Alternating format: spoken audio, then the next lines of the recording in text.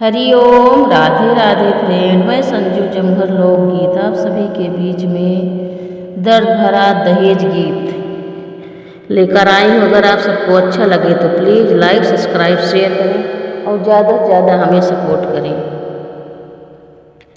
पापा रुपिया के खातिर जरी तोहार बिटिया, पापा रुपिया के खातिर जरी तोहार बेटिया, तोहार बेटिया हो तोहार बेटिया, पापा रुपिया के खातिर जरी तोहार बेटिया, पापा रुपिया के खातिर जरी तोहार बेटिया।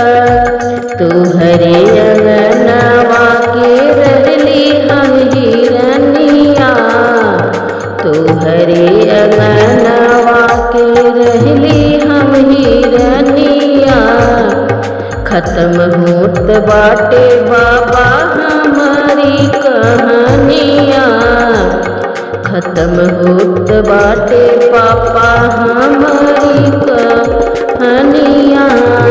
आई के समेट पापा मोर मटिया, आई के समेट पापा मोर मटिया, पापा रुपिया के खातिर जरी तोहार बेटिया, पापा रुपिया के खातिर जरी तोहार बेटिया।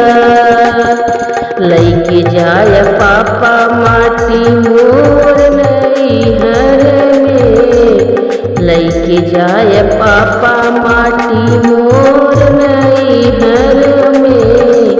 सेवा से बढ़े के दहेज ससुरे में, सेवा से बढ़े के दहेज ससुरे में। छुअही न